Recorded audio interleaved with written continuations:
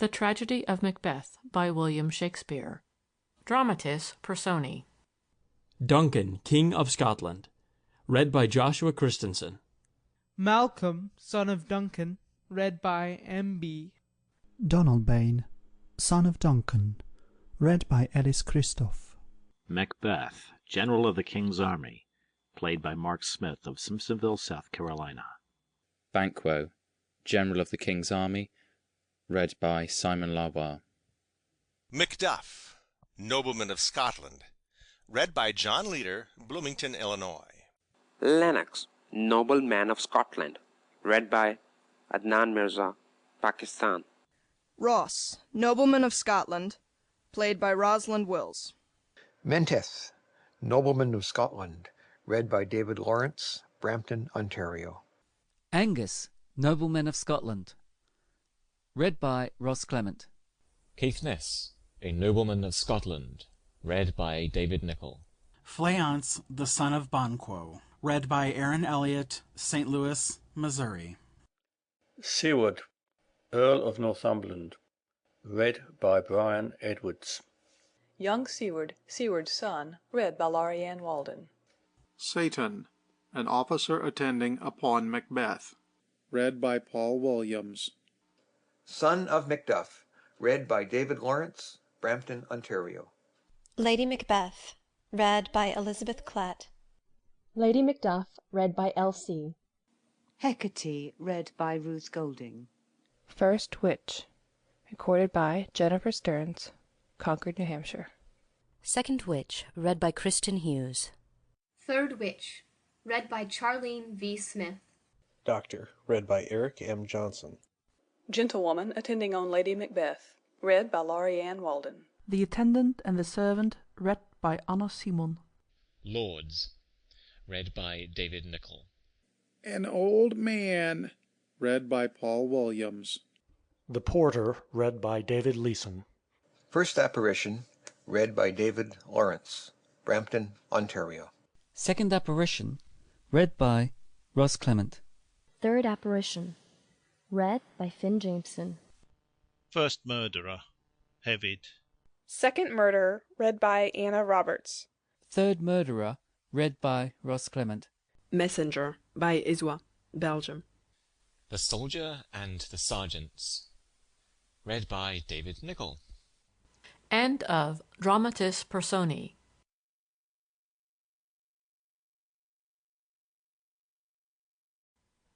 Act 1 of The Tragedy of Macbeth. The Tragedy of Macbeth by William Shakespeare. Act 1, Scene 1. A desert place. Thunder and lightning. Enter 3 witches. When shall we 3 meet again? In thunder, lightning, or in rain? When the hurly-burly's done, when the battle's lost and won. That will be ere the set of sun. Where the place? Upon the heath. There to meet with Macbeth. I come, Grommalkin. Paddock calls. Anon. Fair is foul, and foul is fair. Hover through the fog and filthy air. Exeunt. Act 1, Scene 2. A camp near Forres.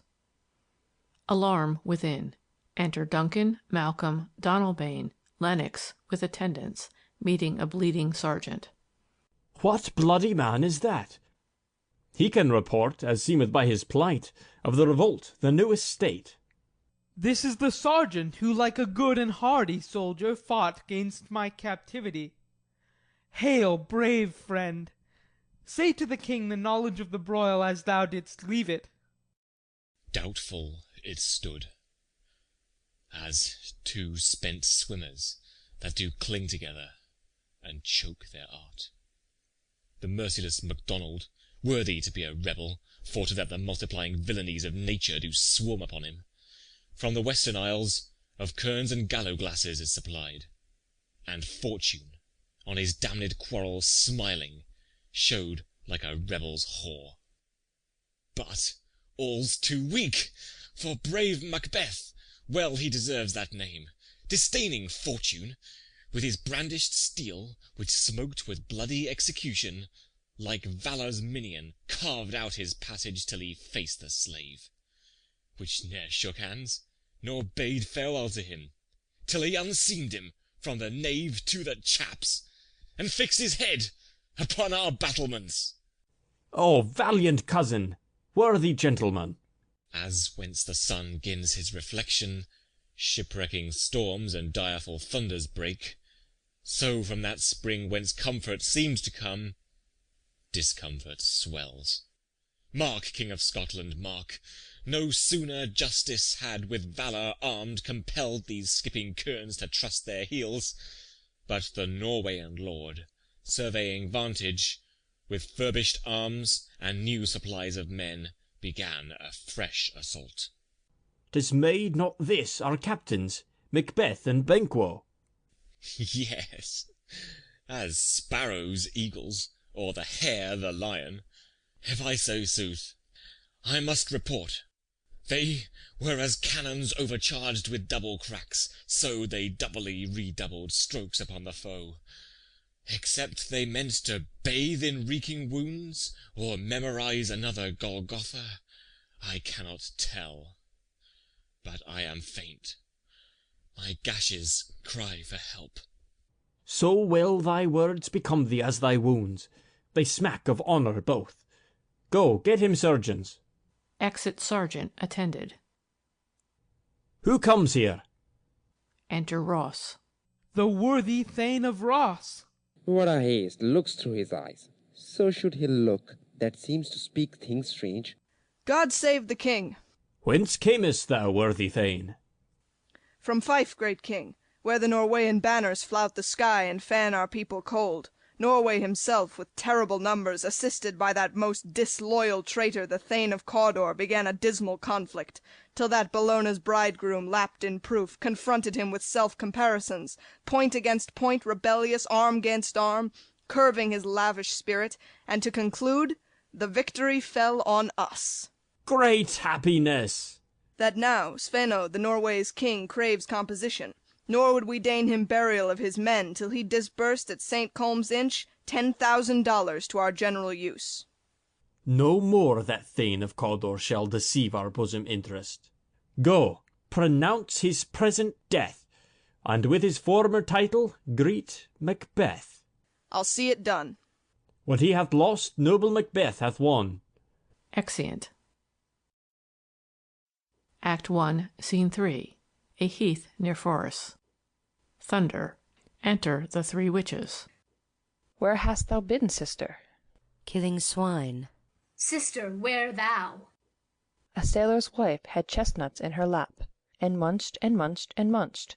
Give me, quoth I, a roin to thee, witch, the rump-fed Runyon cries. Her husband's to Aleppo gone, master of the Tiger. But in a sieve I'll thither sail, and like a rat without a tail, I'll do, and I'll do. I'll give thee a wind. Thou art kind. And I another.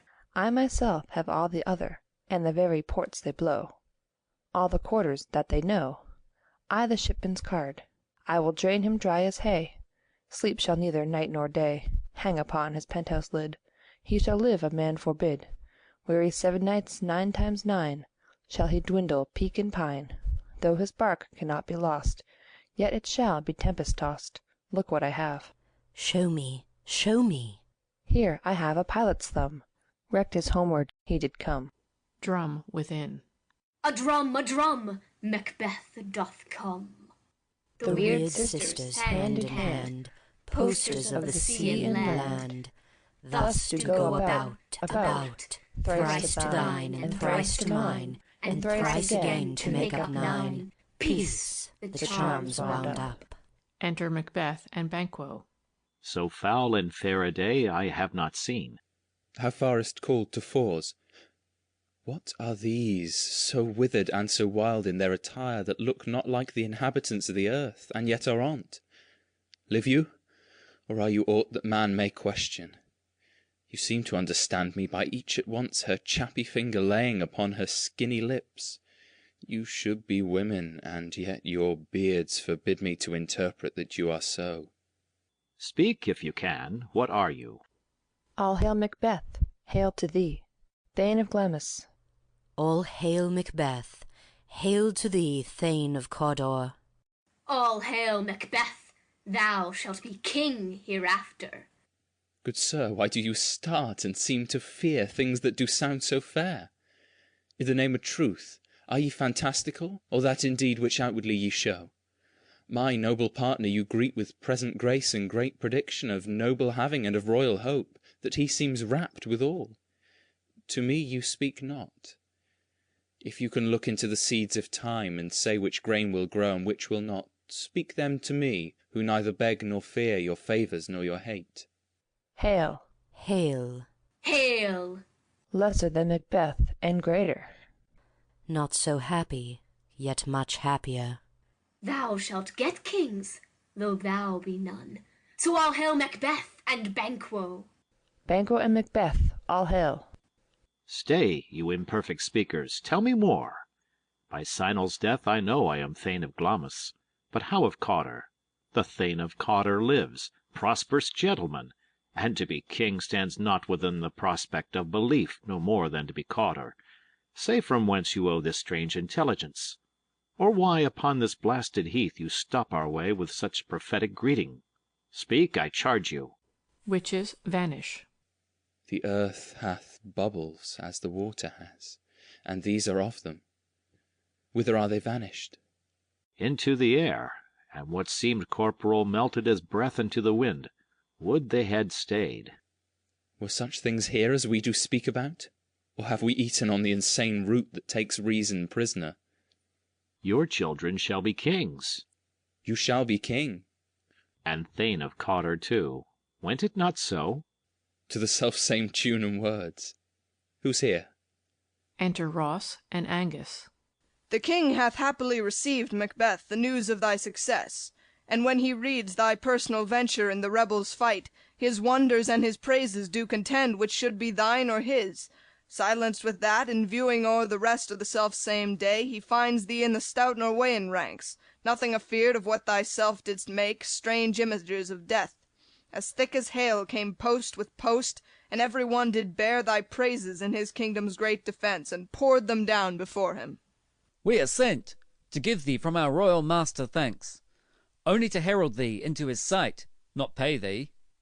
And, for an earnest of a greater honour, he bade me from him call thee Thane of Cawdor, in which addition hail, most worthy Thane, for it is thine. What? Can the devil speak true?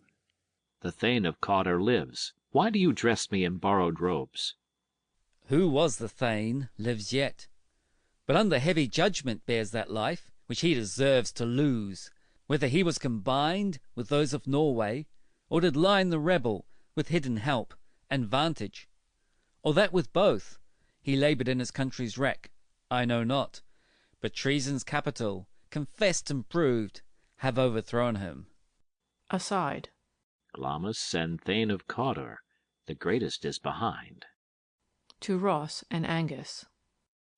Thanks for your pains. To Banquo. Do you not hope your children shall be kings, when those that gave the Thane of Cawdor to me promised no less to them? That trusted home might yet enkindle you unto the crown, besides the Thane of Cawdor. But 'tis strange, and oftentimes to win us to our harm the instruments of darkness tell us truths, win us with honest trifles, to betray us in deepest consequence. Cousins, a word, I pray you. Aside. 2 truths are told, as happy prologues to the swelling act of the imperial theme. I thank you, gentlemen. Aside. This supernatural soliciting cannot be ill, cannot be good. If ill, why hath it given me earnest of success, commencing in a truth? I am Thane of Cawdor. If good, why do I yield to that suggestion whose horrid image doth unfix my hair and make my seated heart knock at my ribs against the use of nature? Present fears are less than horrible imaginings. My thought, whose murder yet is but fantastical, shakes so my single state of man, that function is smothered in surmise, and nothing is but what is not. Look how our partner's rapt. Aside. If chance will have me king, why, chance may crown me without my stir. New horrors come upon him, like our strange garments, cleave not to their mould, but with the aid of use. Aside. Come what come may, time and the hour runs through the roughest day. Worthy Macbeth, we stay upon your leisure. Give me your favour. My dull brain was wrought with things forgotten. Kind gentlemen, your pains are registered where every day I turn the leaf to read them. Let us toward the king. Think upon what hath chanced, and at more time, the interim having waited, let us speak our free hearts each to other. Very gladly. Till then, enough. Come, friends. Exeunt. Act 1, Scene 4. Forres, the Palace. Flourish. Enter Duncan, Malcolm, Donalbain, Lennox, and attendants. Is execution done on Cawdor? Are not those in commission yet returned? My liege, they are not yet come back. But I have spoke with one that saw him die, who did report that very frankly he confessed his treasons, implored your highness pardon, and set forth a deep repentance. Nothing in his life became him like the leaving it. He died as one that had been studied in his death to throw away the dearest thing he owed as 'twere a careless trifle. There's no art to find the mind's construction in the face. He was a gentleman on whom I built an absolute trust. Enter Macbeth, Banquo, Ross, and Angus. O worthiest cousin! The sin of my ingratitude even now is heavy on me. Thou art so far before that swiftest wing of recompense is slow to overtake thee. Would thou hadst less deserved, that the proportion both of thanks and payment might have been mine. Only I have left to say, more is thy due than more than all can pay. The service and the loyalty I owe, in doing it, pays itself. Your highness's part is to receive our duties, and our duties are to your throne and state children and servants, which do but what they should, by doing everything safe toward your love and honour. Welcome hither. I have begun to plant thee, and will labour to make thee full of growing. Noble Banquo, thou hast no less deserved, nor must be known no less to have done so. Let me enfold thee and hold thee to my heart. There if I grow, the harvest is your own. My plenteous joys, wanton in fullness, seek to hide themselves in drops of sorrow. Sons, kinsmen, thanes, and you whose places are the nearest, know, we will establish our estate upon our eldest, Malcolm, whom we name hereafter the Prince of Cumberland, which honour must not unaccompanied invest him only, but signs of nobleness, like stars, shall shine on all deservers. From hence to Inverness, and bind us further to you. The rest is labour, which is not used for you. I'll be myself the harbinger, and make joyful the hearing of my wife with your approach. So humbly take my leave. My worthy Cawdor. Aside. The Prince of Cumberland, that is a step on which I must fall down, or else o'erleap, for in my way it lies. Stars, hide your fires, let not light see my black and deep desires. The eye wink at the hand, yet let that be, which the eye fears when it is done, to see. Exit. True, worthy Banquo, he is full so valiant, and in his commendations I am fed, it is a banquet to me. Let's after him, whose care is gone before to bid us welcome. It is a peerless kinsman. Flourish. Exeunt. Act 1, Scene 5. Inverness, Macbeth's castle.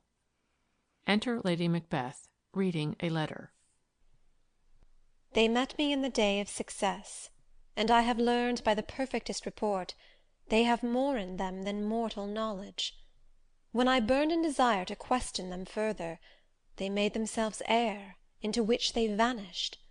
Whiles I stood wrapped in the wonder of it, came missives from the king, who all hailed me Thane of Cawdor, by which title before these weird sisters saluted me, and referred me to the coming on of time with Hail, king that shalt be!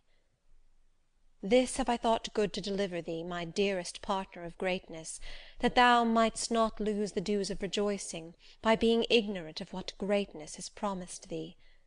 Lay it to thy heart, and farewell. Glamis thou art, and Cawdor, and shalt be what thou art promised. Yet do I fear thy nature. It is too full of the milk of human kindness to catch the nearest way. Thou wouldst be great, art not without ambition, but without the illness should attend it. What thou wouldst highly, that wouldst thou holily. Wouldst not play false, and yet wouldst wrongly win. Thou'dst have, great Glamis, that which cries, thus thou must do if thou have it, and that which rather thou dost fear to do than wished should be undone. Hie thee hither, that I may pour my spirits in thine ear, and chastise with the valour of my tongue all that impedes thee from the golden round, which fate and metaphysical aid doth seem to have thee crowned withal. Enter a messenger. What is your tidings? The king comes here tonight. Thou art mad to say it. Is not thy master with him? Who, were't so, would have informed for preparation? So please you, it is true. Our Thane is coming. One of my fellows had the speed of him, who, almost dead for breath, had scarcely more than would make up his message. Give him tending. He brings great news. Exit messenger. The raven himself is hoarse that croaks the fatal entrance of Duncan under my battlements. Come, you spirits that tend on mortal thoughts, unsex me here, and fill me from the crown to the toe top full of direst cruelty. Make thick my blood, stop up the access and passage to remorse, that no compunctious visitings of nature shake my fell purpose, nor keep peace between the effect and it. Come to my woman's breasts, and take my milk, for gall, you murdering ministers, wherever in your sightless substances you wait on nature's mischief. Come, thick night, and pall thee in the dunnest smoke of hell, that my keen knife see not the wound it makes, nor heaven peep through the blanket of the dark, to cry, hold, hold! Enter Macbeth.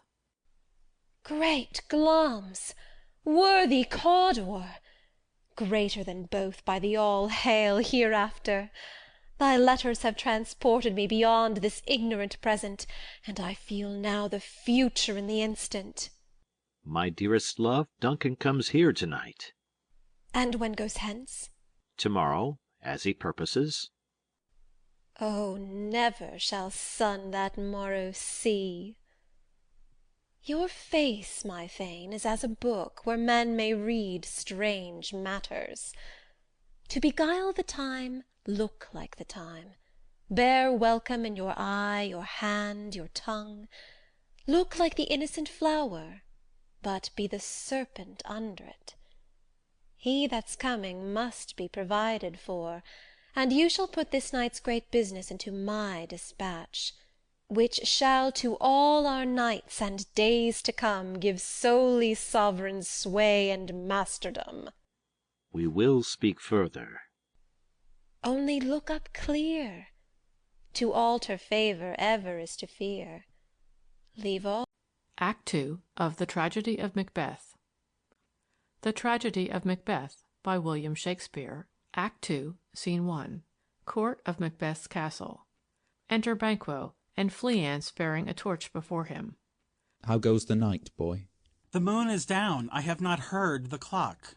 And she goes down at 12. I take it 'tis later, sir. Hold, take my sword. There's husbandry in heaven. Their candles are all out. Take thee that too.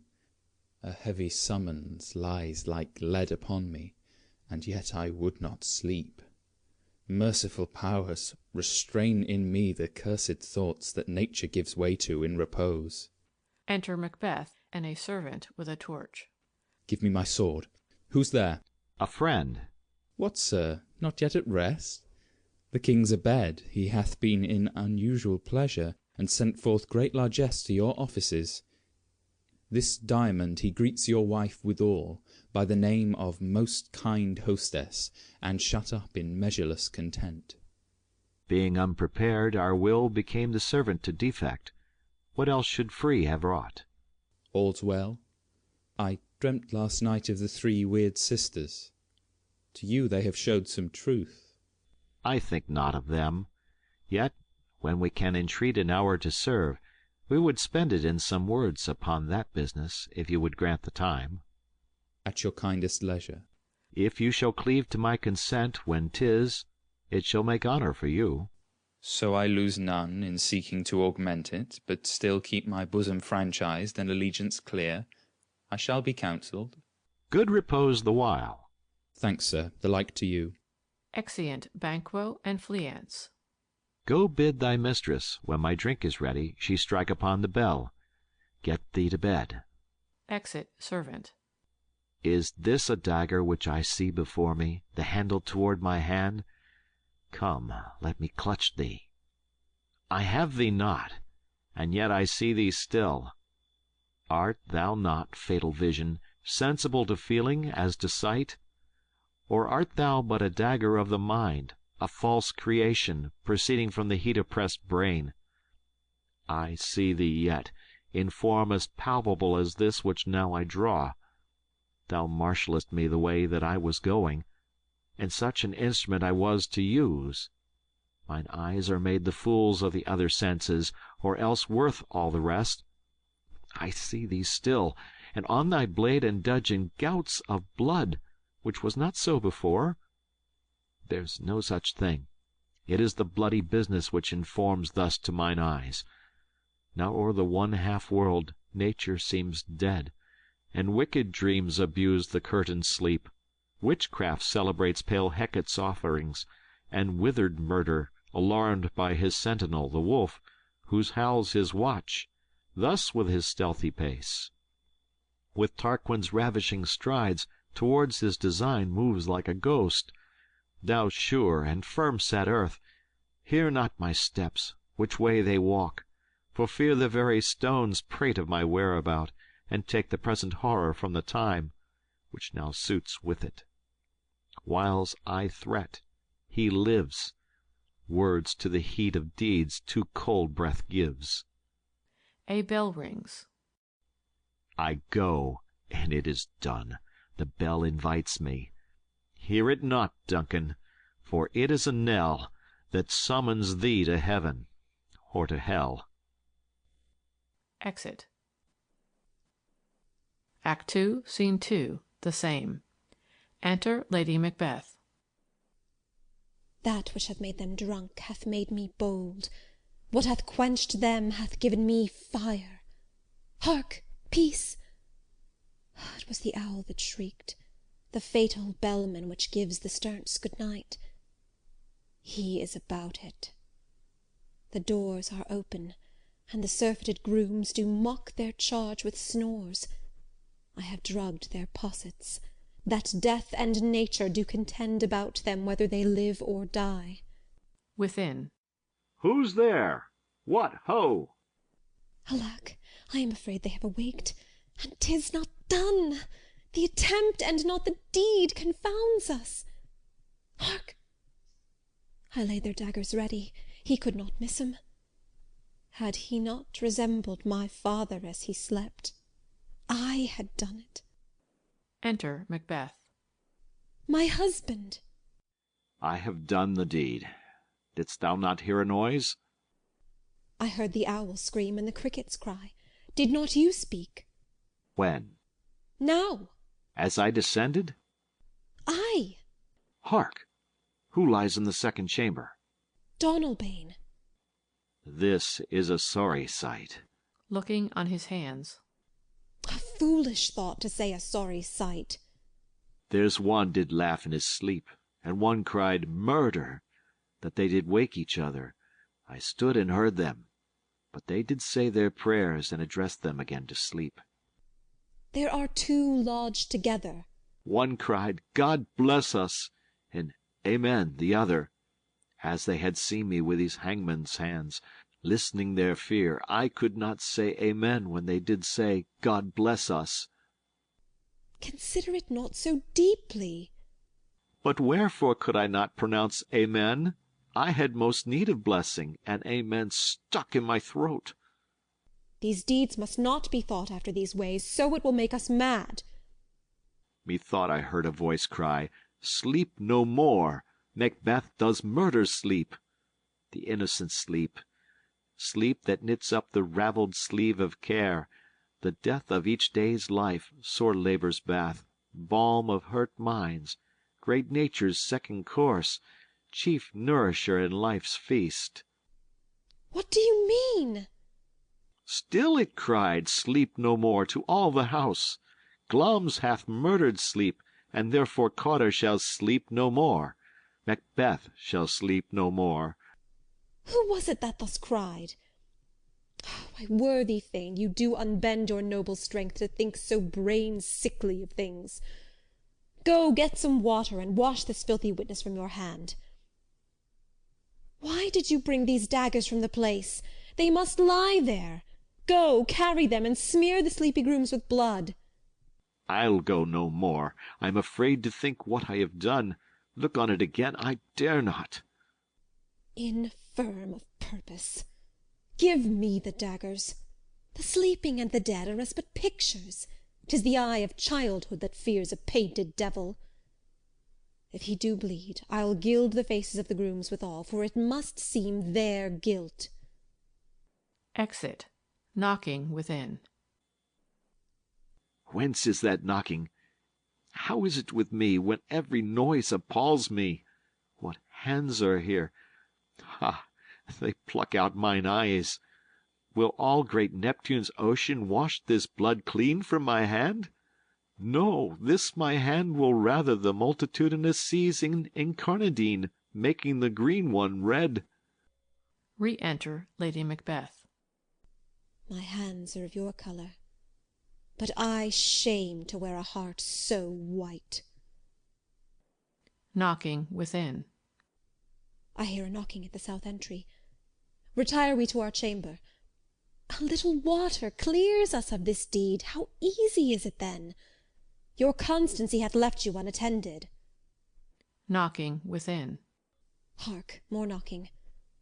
Get on your nightgown, lest occasion call us and show us to be watchers. Be not lost so poorly in your thoughts. To know my deed, 'twere best not know myself. Knocking within. Wake, Duncan, with thy knocking. I would thou couldst. Exeunt. Act II, Scene 3. The same. Knocking within. Enter a porter. Here's a knocking indeed. If a man were porter of Hell Gate, he should have hold turning the key. Knocking within. Knock, knock, knock. Who's there in the name of Beelzebub? Here's a farmer that hanged himself on the expectation of plenty. Come in time. Have napkins to know about you. Here you'll sweat for it.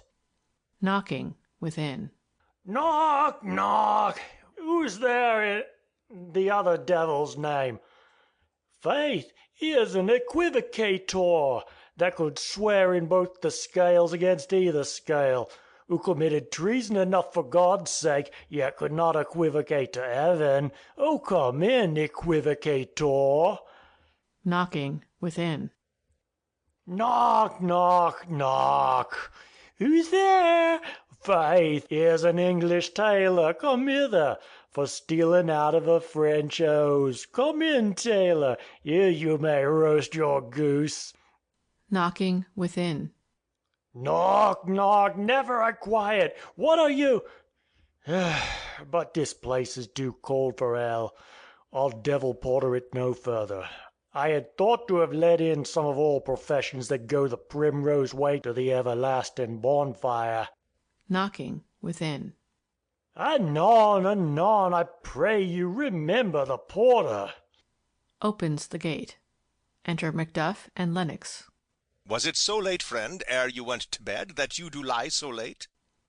Faith, sir, we were carousing till the second cock, and drink, sir, is a great provoker of three things. What three things does drink especially provoke? Marry, sir, nose painting, sleep, and urine. Lechery, sir, it provokes and unprovokes. It provokes the desire, but it takes away the performance. Therefore, much drink may be said to be an equivocator with lechery. It makes him and it mars him. It sets him on and it takes him off. It persuades him and disheartens him, makes him stand to, and not stand to. In conclusion, equivocates him in a sleep, and giving him the lie, leaves him. I believe drink gave thee the lie last night. That it did, sir. It in the very throat on me. But I requited him for his lie, and I think, being too strong for him, though he took up my legs sometimes, yet I made a shift to cast him. Is thy master stirring? Enter Macbeth. Our knocking has awaked him. Here he comes. Good morrow, noble sir. Good morrow, both. Is the king stirring, worthy thane? Not yet. He did command me to call timely on him. I have almost slipped the hour. I'll bring you to him. I know this is a joyful trouble to you, but yet 'tis one. The labor we delight in physics pain. This is the door. I'll make so bold to call, for 'tis my limited service. Exit. Goes the king hence today? He does. He did appoint so. The night has been unruly where we lay. Our chimneys were blown down, and as they say, lamentings heard I, the air strange screams of death, and prophesying with accent terrible of dire compunction and confused events, new hashed to the awful time. The obscure bird clamoured the livelong night. Some say the earth was feverish and did shake. 'Twas a rough night. My young remembrance cannot parallel a fellow to it. Re-enter Macduff. Oh, horror, horror, horror! Tongue nor heart cannot conceive nor name thee. What's the matter? Confusion now hath made his masterpiece. Most sacrilegious murder hath broke ope the Lord's anointed temple, and stole thence the life of the building. What is it you say? The life? Mean you his majesty? Approach the chamber, and destroy your sight with a new gorgon. Do not bid me speak. See, and then speak yourselves. Exeunt Macbeth and Lennox. Awake! Awake! Ring the alarum bell! Murder and treason! Banquo and Donalbain! Malcolm, awake! Shake off this drowsy sleep, death's counterfeit, and look on death itself! Up, up, and see the great doom's image! Malcolm! Banquo! As from your graves rise up, and walk like sprites to countenance this horror! Ring the bell! Bell rings. Enter Lady Macbeth. What's the business that such a hideous trumpet calls to parley the sleepers of the house? Speak, speak! Oh, gentle lady, 'tis not for you to hear what I can speak. The repetition in a woman's ear would murder as it fell. Enter Banquo. Oh, Banquo, Banquo, our royal master's murdered.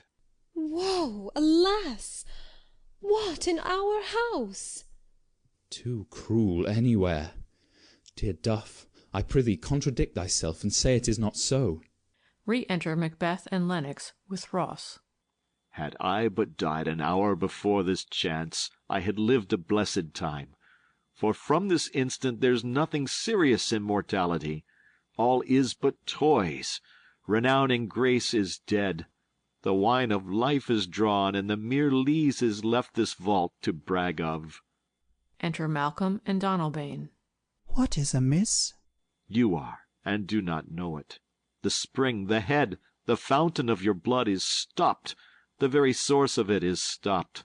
Your royal father's murdered. Oh, by whom? Those of his chamber, as it seemed, had done it. Their hands and faces were embashed with blood. So were their daggers, which unwiped we found upon their pillows.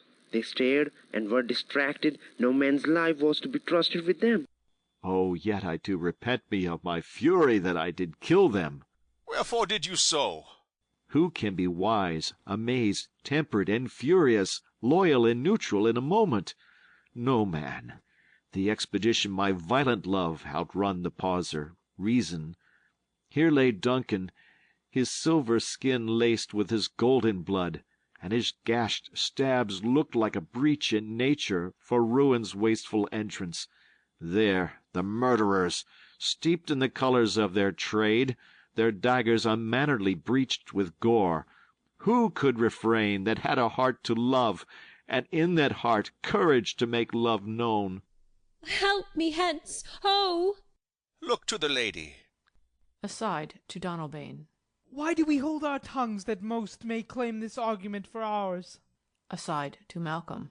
What should be spoken here, where our fate hid in an auger hole may rush and seize us? Let's away, our tears are not yet brewed. Aside to Donalbain. Nor our strong sorrow upon the foot of motion. Look to the lady. Lady Macbeth is carried out.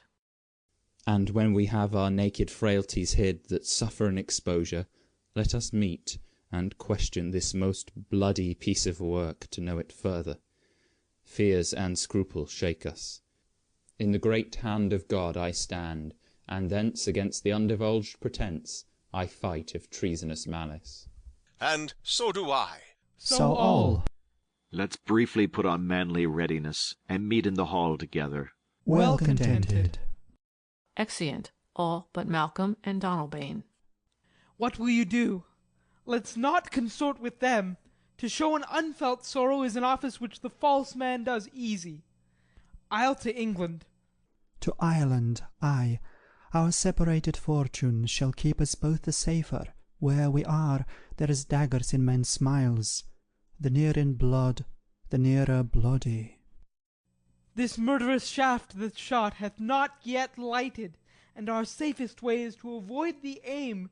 Therefore to horse, and let us not be dainty of leave-taking, but shift away. There's warrant in that theft which steals itself when there's no mercy left. Exeunt. Act 2, Scene 4. Outside Macbeth's castle. Enter Ross and an old man. 70 I can remember well, within the volume of which time I have seen hours dreadful and things strange. But this sore night hath trifled former knowings. Ah, good father, thou seest the heavens, as troubled with man's act, threaten his bloody stage. By the clock 'tis day, and yet dark night strangles the travelling lamp. Is night's predominance, or the day's shame that darkness doth the face of earth entomb, when living light should kiss it? 'Tis unnatural, even like the deed that's done. On Tuesday last, a falcon towering in her pride of place was by a mousing owl hawked at and killed. And Duncan's horses, a thing most strange and certain, beauteous and swift, the minions of their race, turned wild in nature, broke their stalls, flung out, contending against obedience, as they would make war with mankind. 'Tis said they eat each other. They did so, to the amazement of mine eyes that looked upon't. Here comes the good Macduff. Enter Macduff. How goes the world, sir, now? Why, see you not? It's known who did this more than bloody deed. Those that Macbeth hath slain. Alas the day, what good could they pretend? They were suborned. Malcolm and Donalbain, the king's 2 sons, are stolen away and fled, which puts upon them suspicion of the deed. 'Gainst nature still, thriftless ambition that wilt raven up thine own life's means. Then 'tis most like the sovereignty will fall upon Macbeth. He is already named, and gone to Scone to be invested. Where is Duncan's body? Carried to Comakill, the sacred storehouse of his predecessors, and guardian of their bones. Will you to Scone? No, cousin, I'll to Fife. Well, I will thither. Well, may you see things well done there. Adieu, lest our old robes sit easier than our new. Farewell, father. God's benison go with ye, and with those that would make good of bad, and friends of foes. Exeunt. End of Act 2 of The Tragedy of Macbeth by William Shakespeare.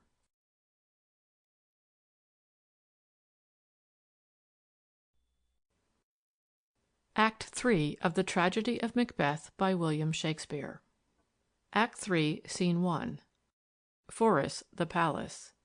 Enter Banquo.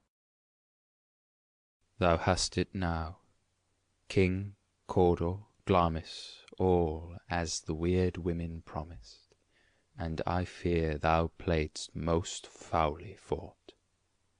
Yet it was said it should not stand in thy posterity, but that myself should be the root and father of many kings. If there come truth from them, as upon thee, Macbeth, their speeches shine, why, by the verities on thee made good, may they not be my oracles as well, and set me up in hope? But hush, no more. Senate sounded. Enter Macbeth as king, Lady Macbeth as queen, Lennox, Ross, lords, ladies in attendance. Here's our chief guest. If he had been forgotten, it had been as a gap in our great feast, and all thing unbecoming. Tonight we hold a solemn supper, sir, and I'll request your presence. Let your highness command upon me, to the which my duties are with the most indissoluble tie for ever knit. Ride you this afternoon? Ay, my good lord. We should have else desired your good advice, which still hath been both grave and prosperous in this day's council, but we'll take tomorrow. Is it far you ride? As far, my lord, as will fill up the time twixt this and supper. Go not my horse the better, I must become a borrower of the night for a dark hour or twain. Fail not our feast. My lord, I will not.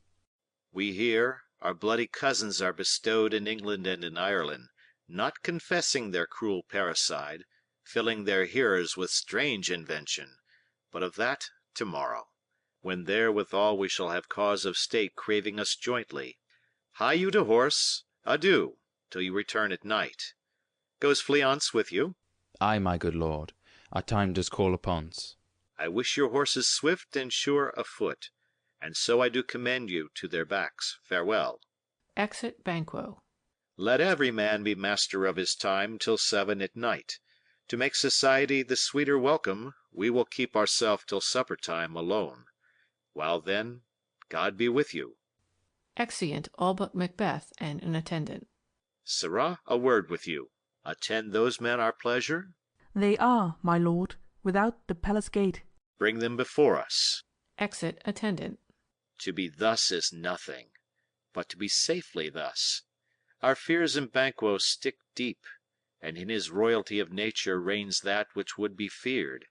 'Tis much he dares, and to that dauntless temper of his mind he hath a wisdom that doth guide his valour to act in safety.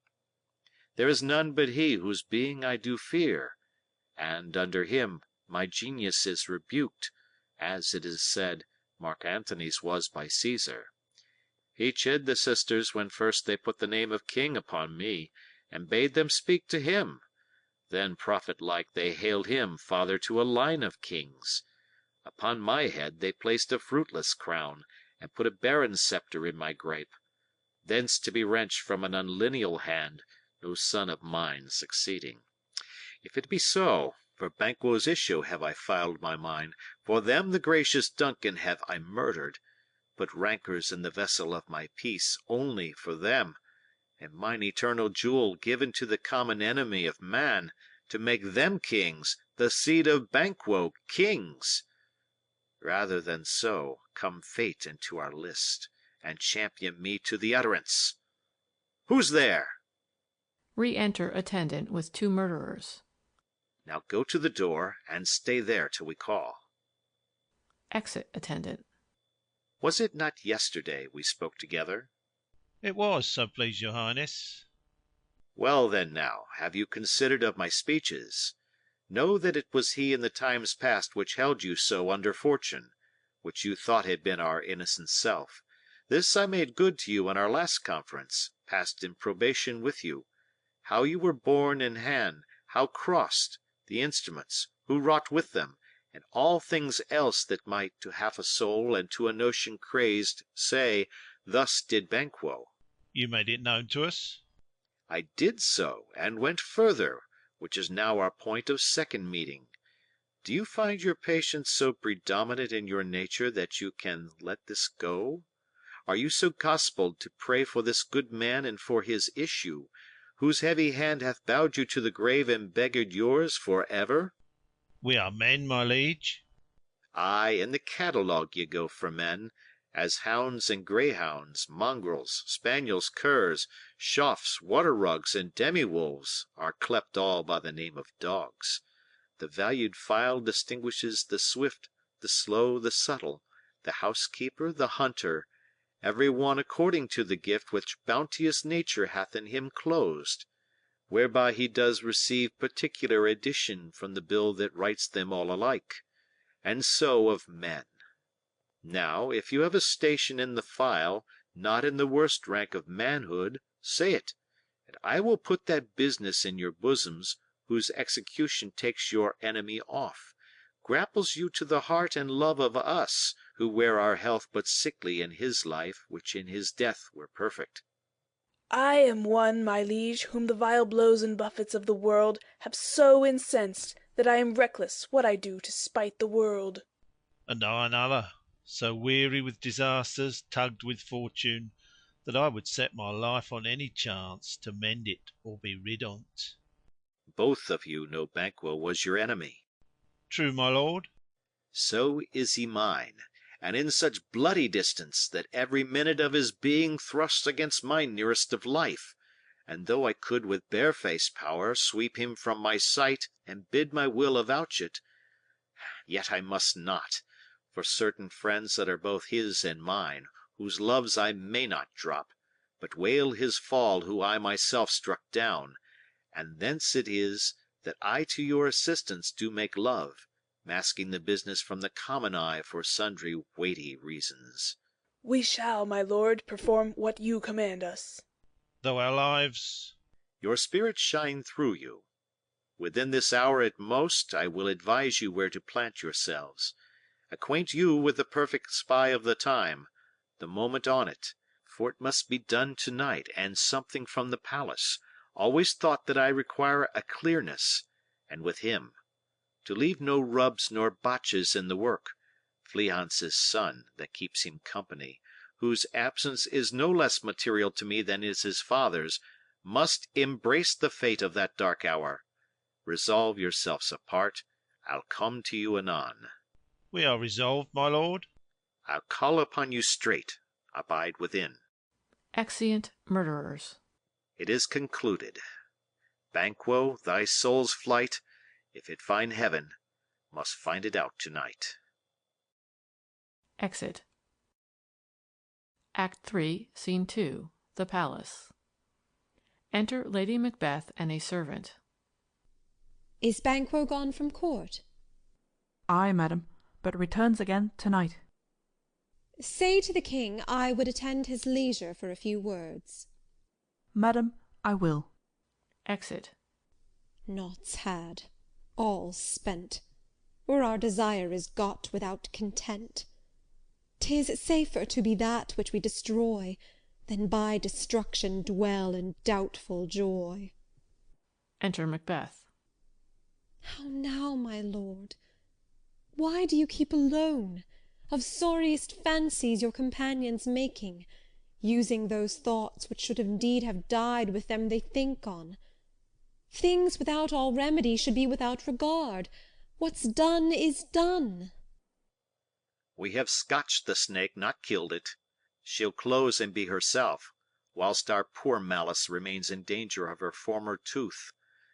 But let the frame of things disjoint, both the world suffer, ere we will eat our meal in fear, and sleep in the affliction of these terrible dreams that shake us nightly. Better be with the dead, whom we, to gain our peace, have sent to peace, than on the torture of the mind to lie in restless ecstasy. Duncan is in his grave. After life's fitful fever he sleeps well. Treason has done his worst. Nor steel, nor poison, malice domestic, foreign levy, nothing can touch him further. Come on, gentle my lord, sleek o'er your rugged looks. Be bright and jovial among your guests to-night. So shall I, love, and so I pray be you. Let your remembrance apply to Banquo. Present him eminence both with eye and tongue, unsafe the while, that we must lave our honours in these flattering streams, and make our faces vizards to our hearts, disguising what they are. You must leave this. Oh, full of scorpions is my mind, dear wife. Thou know'st that Banquo and his Fleance lives. But in them nature's copies not a turn. There's comfort yet, they are assailable. Then be thou jocund, ere the bat hath flown his cloistered flight, ere to black Hecate's summons the shard-born beetle with his drowsy hums hath rung night's yawning peal, there shall be done a deed of dreadful note. What's to be done? Be innocent of the knowledge, dearest Chuck, till thou applaud the deed. Come, sealing night, scarf up the tender eye of pitiful day, and with thy bloody and invisible hand cancel and tear to pieces that great bond which keeps me pale.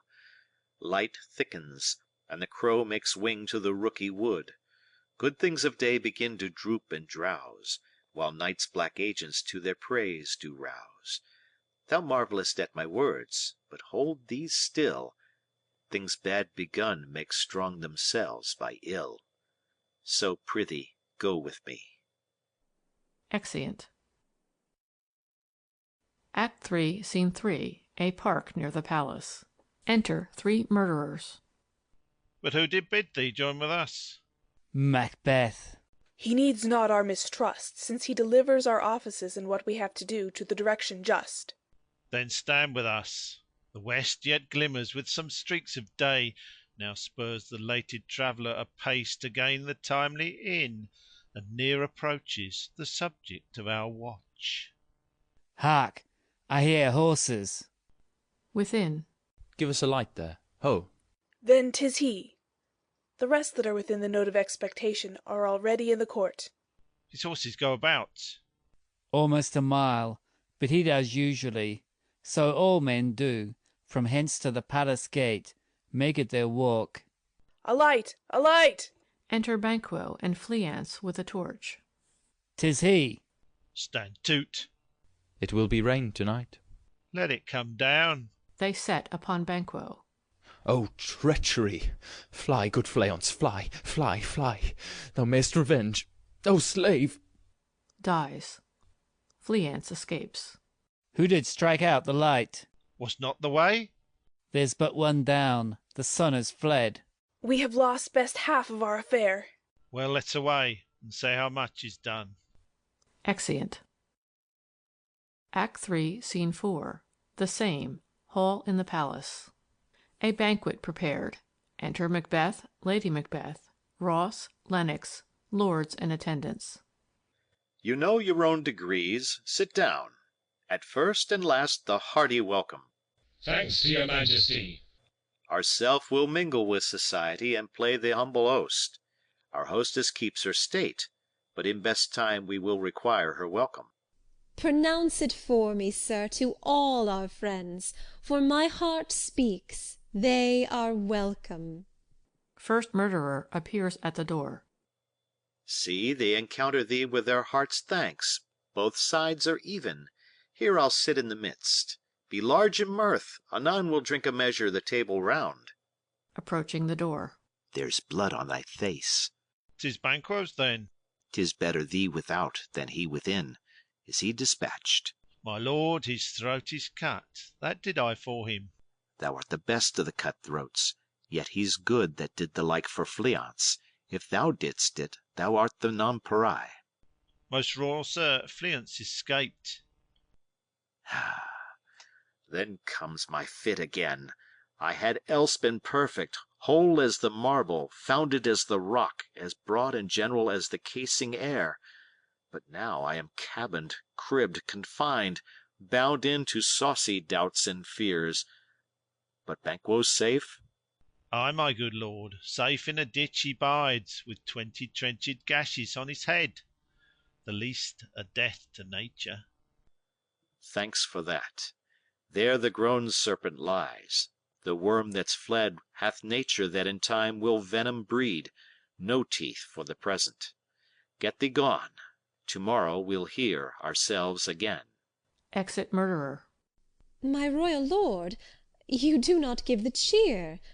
The feast is sold that is not often vouched while 'tis a-making. 'Tis given with welcome. To feed were best at home. From thence the sauce to meat is ceremony. Meeting were bare without it. Sweet remembrancer. Now good digestion wait on appetite, and health on both. May it please your highness sit. The ghost of Banquo enters and sits in Macbeth's place. Here had we now our country's honour roofed, were the graced person of our Banquo present, who may I rather challenge for unkindness than pity for mischance. His absence, sir, lays blame upon his promise. Pleased your highness to grace us with your royal company. The table's full. Here is a place, reserved, sir. Where? Here, my good lord. What is it that moves your highness? Which of you has done this? What, my good lord?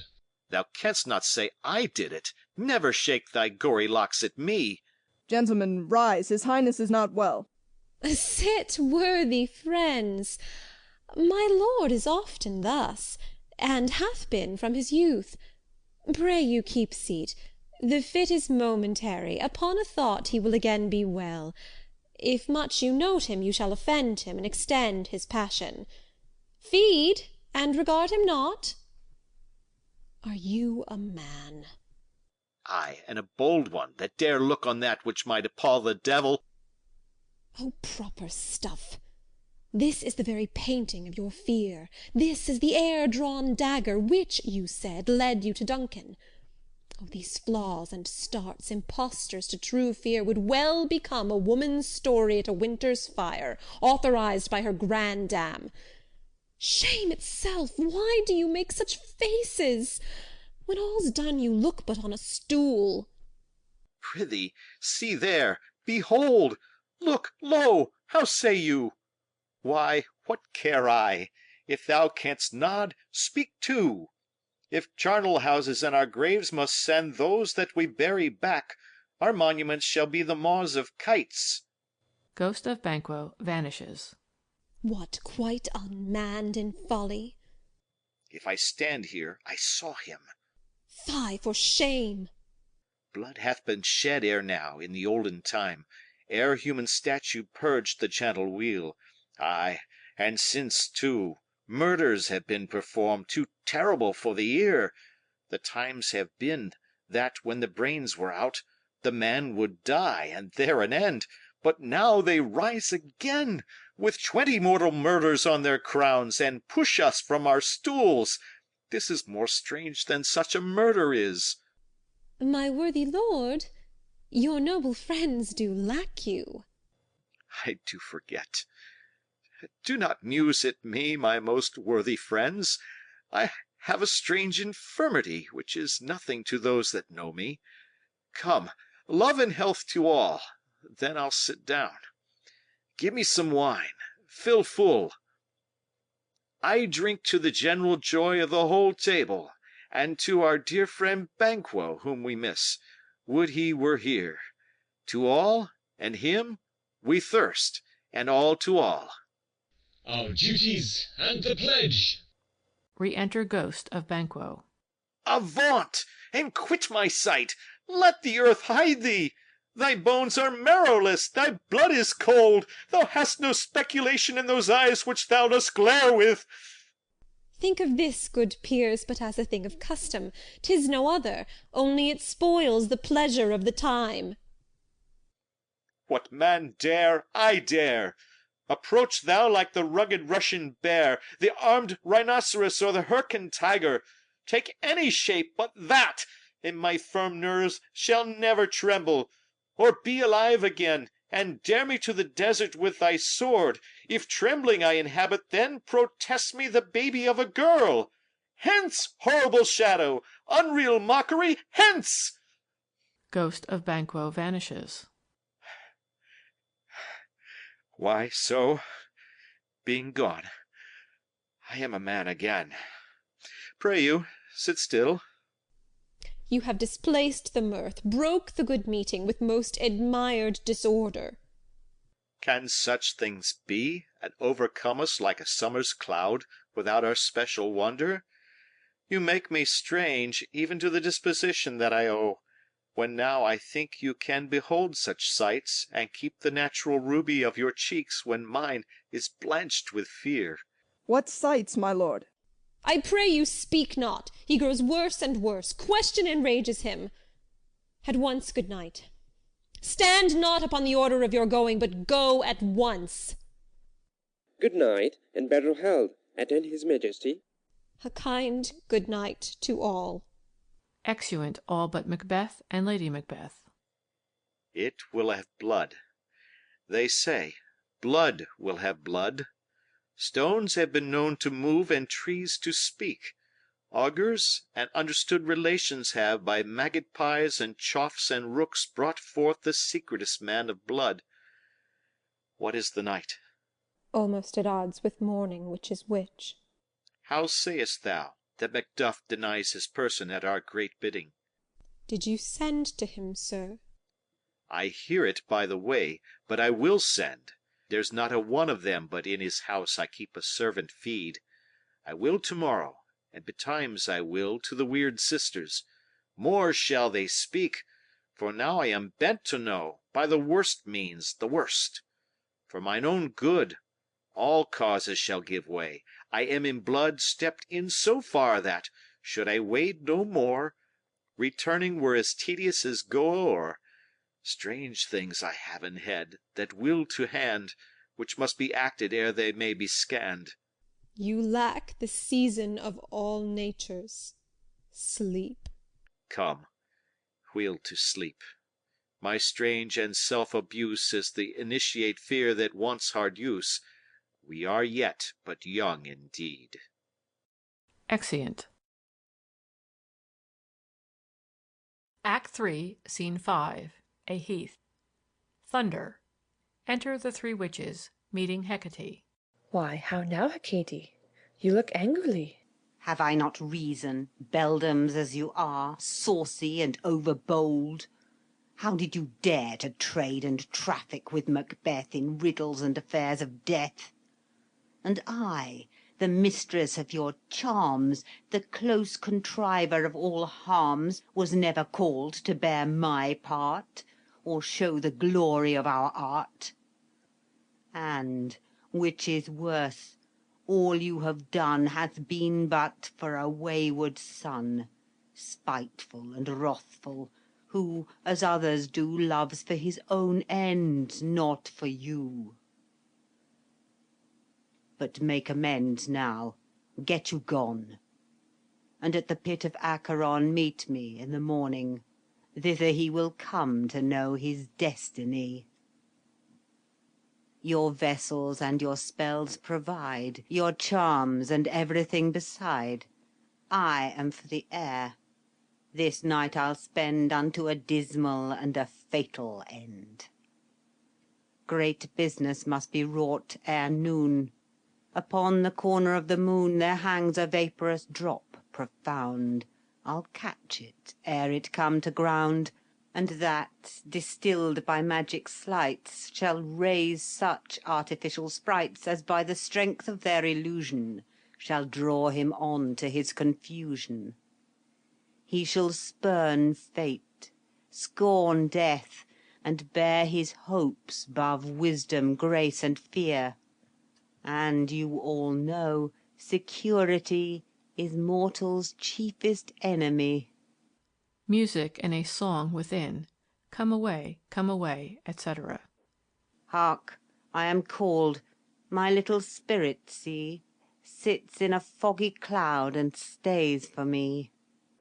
Exit. Come, let's make haste. She'll soon be back again. Exeunt. Act 3, Scene 6.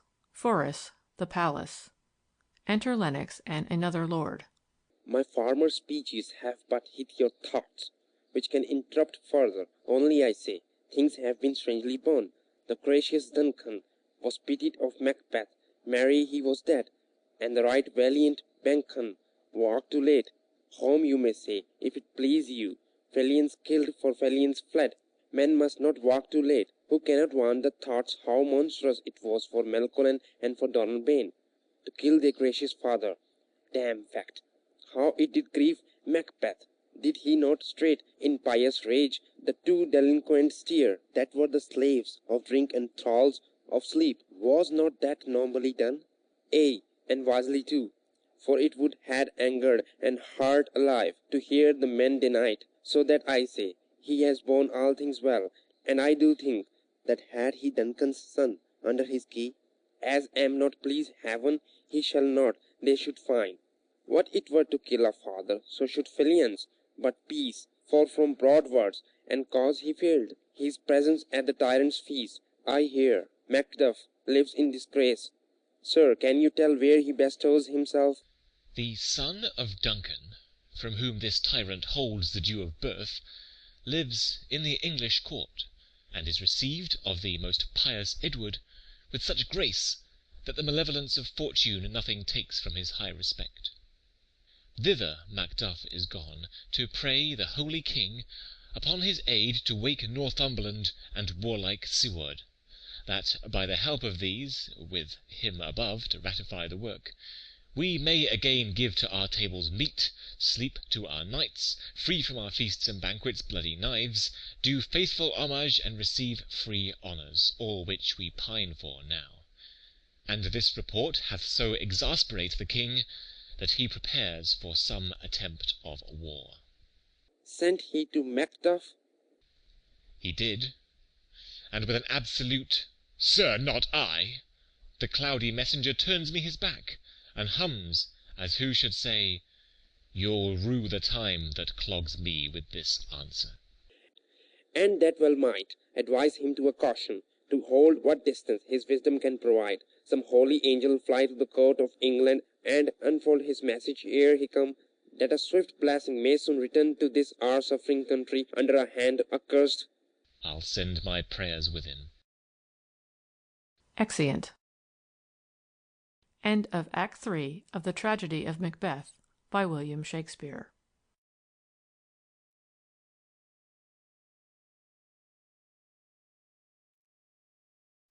Act 4 of the Tragedy of Macbeth by William Shakespeare. Act 4, Scene 1. A cavern. In the middle, a boiling cauldron. Thunder. Enter the three witches. Thrice the brinded cat hath mewed. Thrice and once the hedge-pig whined.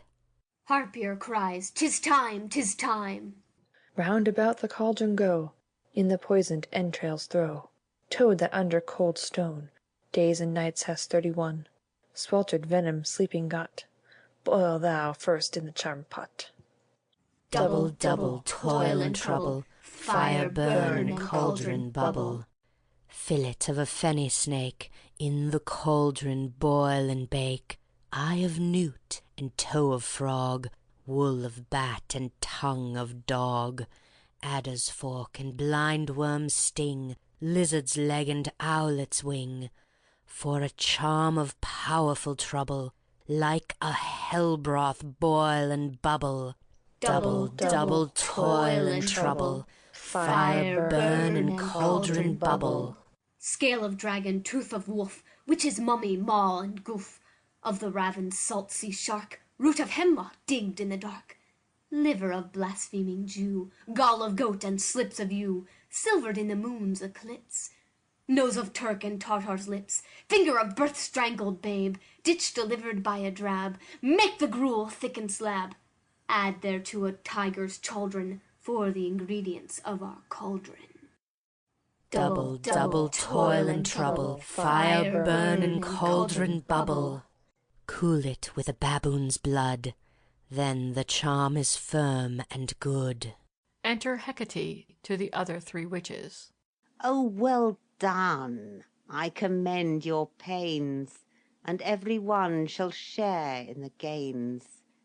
And now about the cauldron sing, like elves and fairies in a ring, enchanting all that you put in. Music and a song, black spirits, etc. Hecate retires. By the pricking of my thumbs, Something wicked this way comes. Open locks, whoever knocks. Enter Macbeth. How now, you secret black and midnight hags? What is it you do? A deed without a name. I conjure you by that which you profess, howe'er you come to know it, answer me. Though you untie the winds and let them fight against the churches, though the yesty waves confound and swallow navigation up, though bladed corn be lodged and trees blown down, though castles topple on their waters' heads, though palaces and pyramids do slope their heads to their foundations, though the treasure of nature's germans tumble all together, even till destruction sicken, answer me to what I ask you. Speak. Demand. Will answer. Say, if thou'st rather hear it from our mouths, or from our masters. Call 'em, let me see 'em. Pour in sow's blood, that hath eaten her 9 farrow grease that's sweetened. From the murderer's gibbet throw into the flame. Come high or low, thyself an office deftly show. Thunder. First apparition, an armed head. Tell me, thou unknown power. He knows thy thought. Hear his speech, but say thou not. Macbeth, Macbeth, Macbeth. Beware, Macduff, beware the Thane of Fife. Dismiss me, enough. Descends. Whatsoe'er thou art, for thy good caution, thanks. Thou hast harped my fear aright. But one word more. He will not be commanded. Here's another, more potent than the first. Thunder. Second apparition, a bloody child. Macbeth, Macbeth, Macbeth. Had I 3 ears, I'd hear thee. Be bloody, bold, and resolute. Laugh to scorn the power of man. For none of woman born shall harm Macbeth. Descends. Then live, Macduff. What need I fear of thee? But yet I'll make assurance double sure, and take a bond of fate.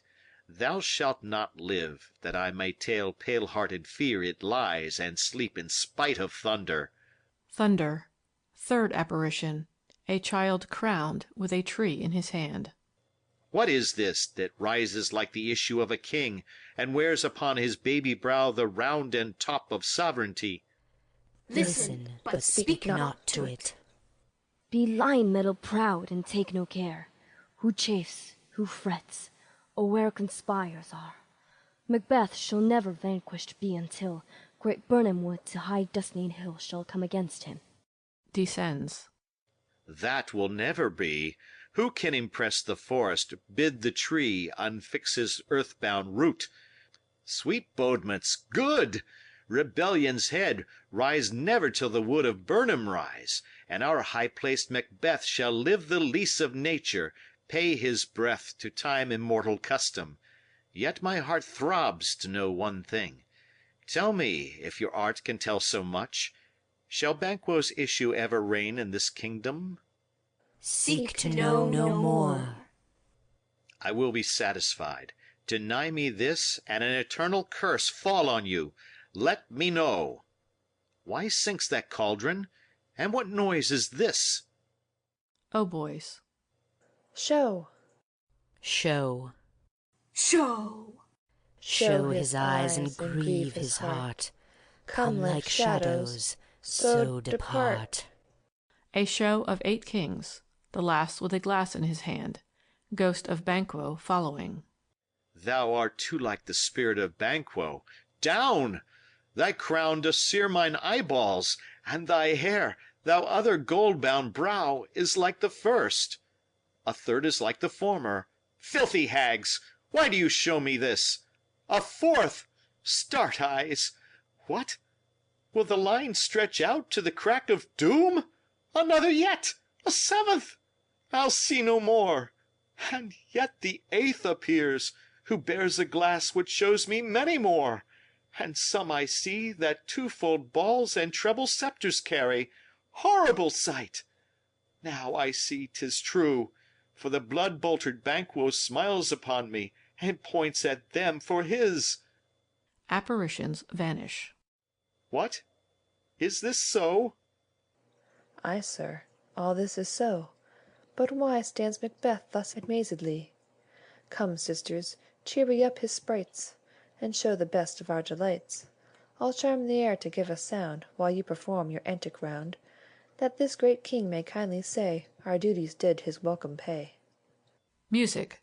The witches dance and then vanish with Hecate. Where are they? Gone? Let this pernicious hour stay I accused in the calendar.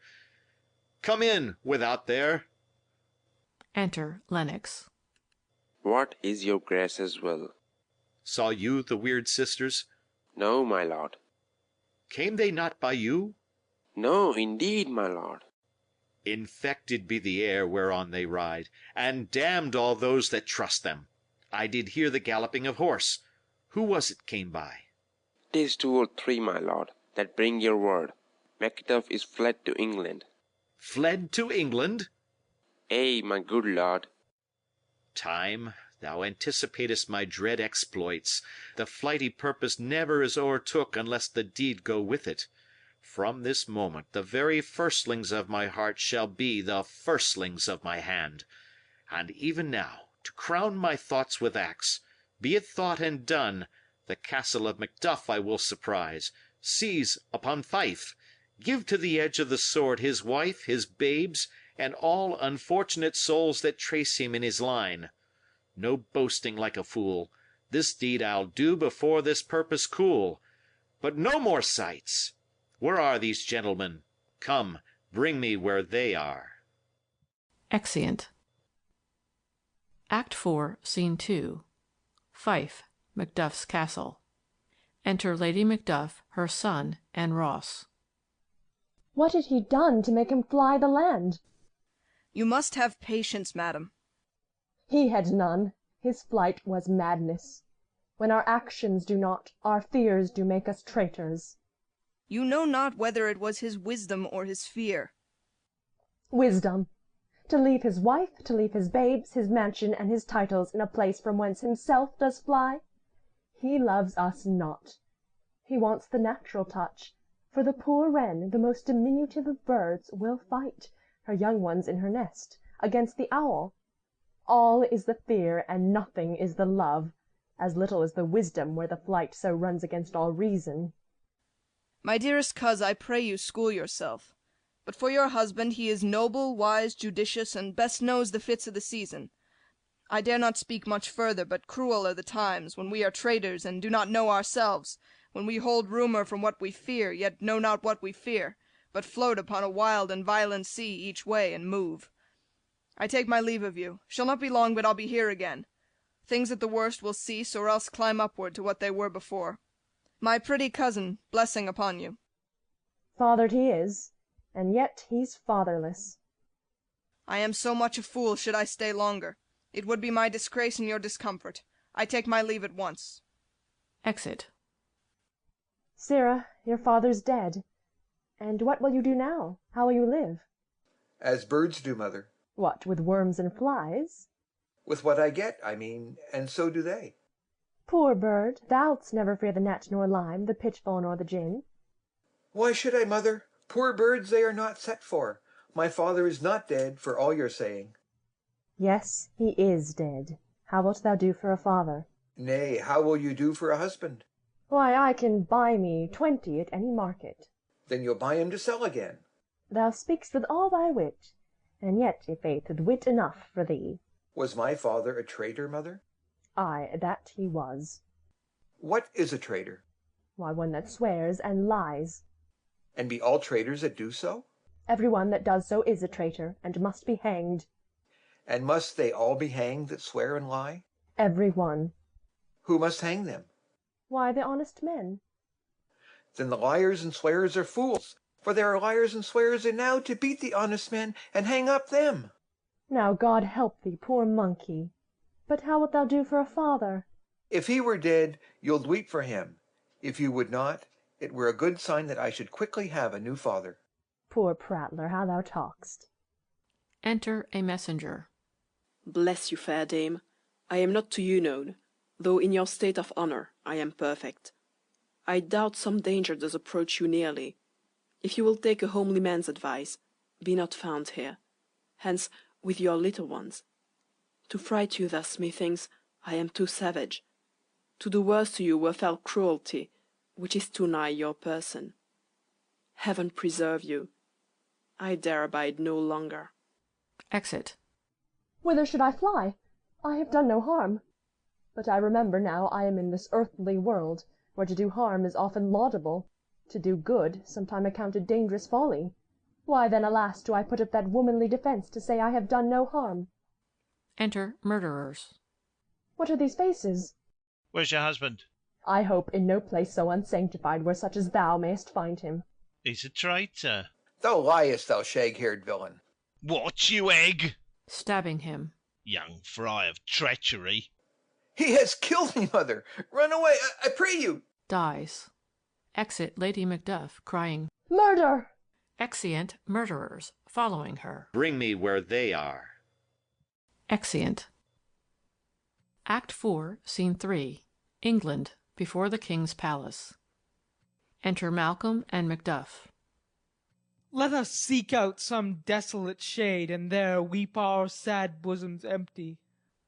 Let us rather hold fast the mortal sword, and like good men bestride our downfallen birthdom. Each new morn, new widows howl, new orphans cry, new sorrows strike heaven on the face, that it resounds as if it felt with Scotland and yelled out like syllable of dolour. What I believe I'll wail, what no believe, and what I can redress, as I shall find the time to, friend, I will. What you have spoke, it may be so, perchance. This tyrant, whose sole name blisters our tongues, was once thought honest. You have loved him well. He hath not touched you yet. I am young, but something you may deserve of him through me, and wisdom to offer up a weak, poor, innocent lamb to appease an angry god. I am not treacherous. But Macbeth is. A good and virtuous nature may recoil in an imperial charge, but I shall crave your pardon. That which you are my thoughts cannot transpose. Angels are bright still, though the brightest fell. Though all things foul would wear the brows of grace, yet grace must still look so. I have lost my hopes. Perchance even there where I did find my doubts. Why in that rawness left you wife and child, those precious motives, those strong knots of love, without leave-taking? I pray you, let not my jealousies be your dishonours, but mine own safeties. You may be rightly just, whatever I shall think. Bleed, poor country, great tyranny! Lay thou thy baseness sure, for goodness dare not check thee. Wear thou thy wrongs. The title is afeard. Fare thee well, lord. I would not be the villain that thou think'st for the whole space that is in the tyrant's grasp, and the rich East to boot. Be not offended. I speak not as in absolute fear of you. I think our country sinks beneath the yoke. It weeps, it bleeds, and each new day a gash is added to her wounds. I think withal there would be hands uplifted in my right. And here from gracious England have I offer of goodly thousands. But for all this, when I shall tread upon the tyrant's head, or wear it on my sword, yet my poor country shall have more vices than it had before, more suffer, and more sundry ways than ever by him that shall succeed. What should he be? It is myself, I mean, in whom I know all the particulars of vice so grafted that when they shall be opened, black Macbeth will seem as pure as snow, and the poor state esteem him as a lamb being compared with my confineless harms. Not in the legions of horrid hell can come a devil more damned in evils to top Macbeth. I grant him bloody, luxurious, avaricious, false, deceitful, sudden, malicious, smacking of every sin that has a name.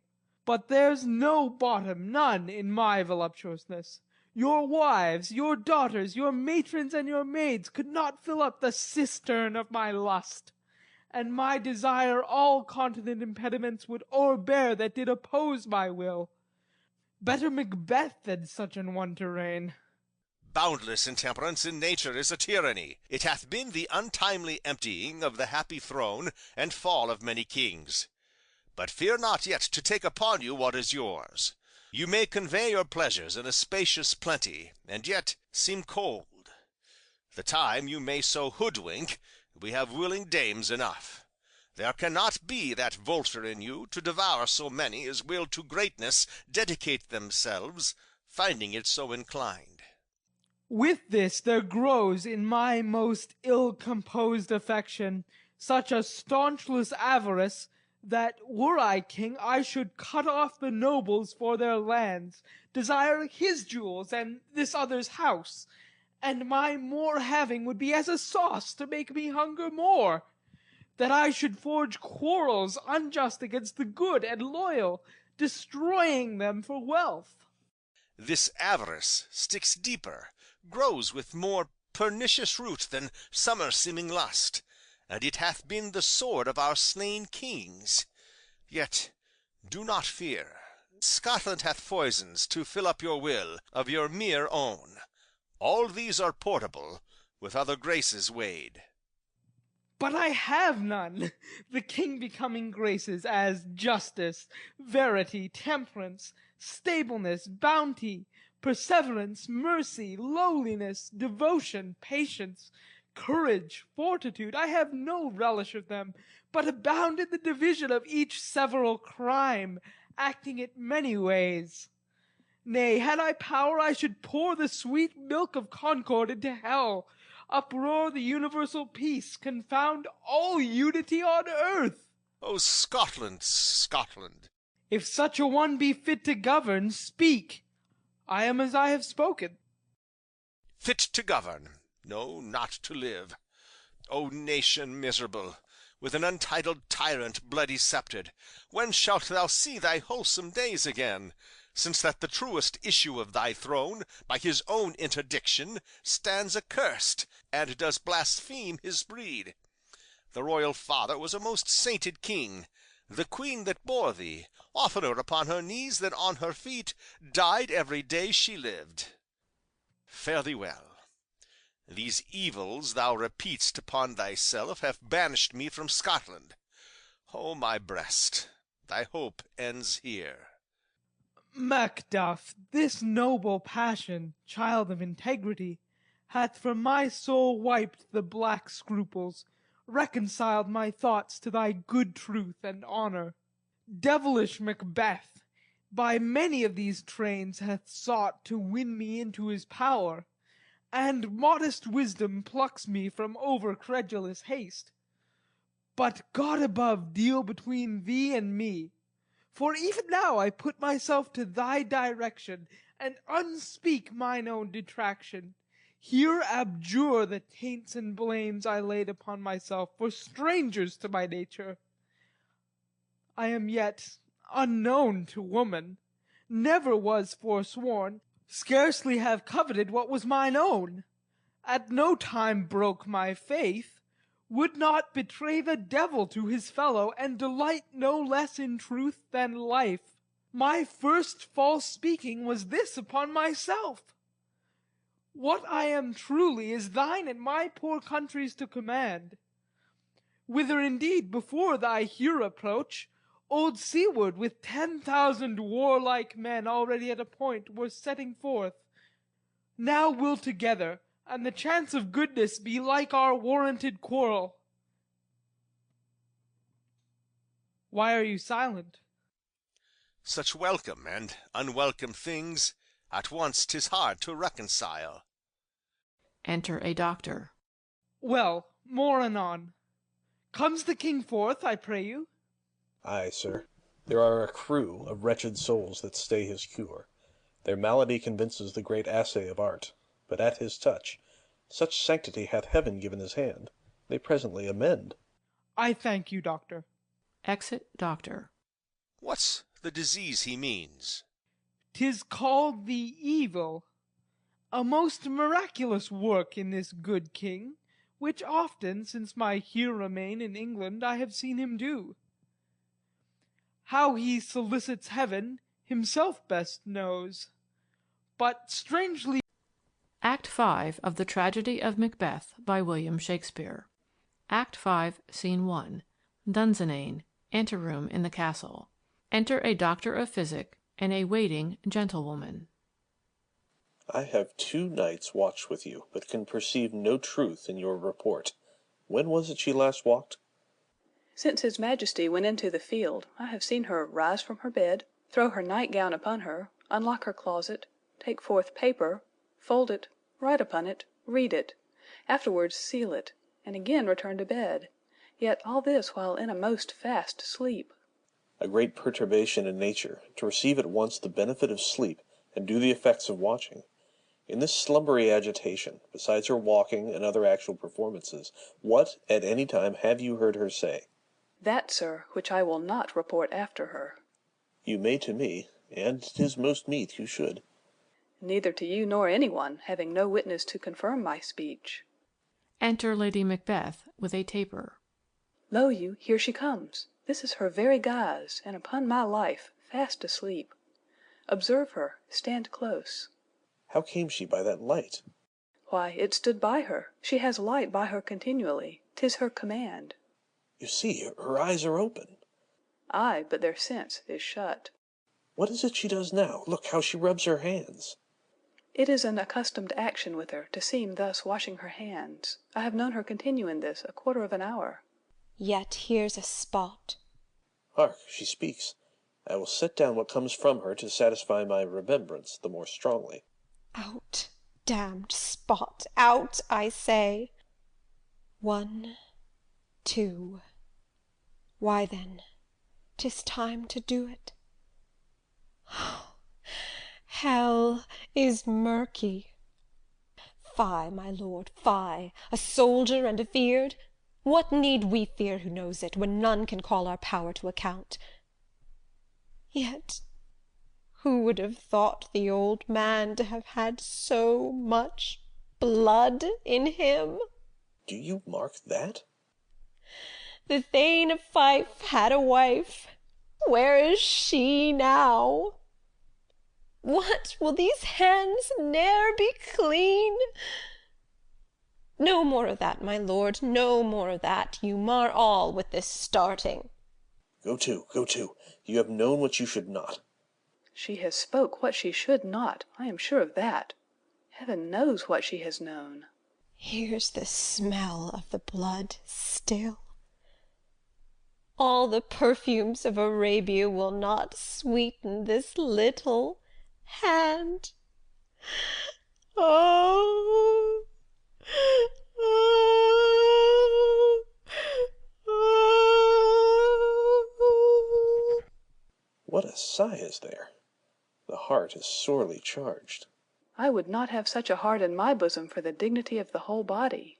Well, well, well. Pray God it be, sir. This disease is beyond my practice.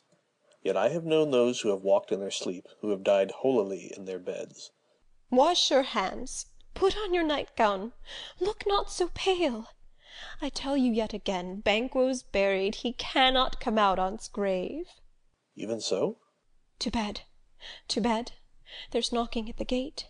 Come, come, come, come, give me your hand.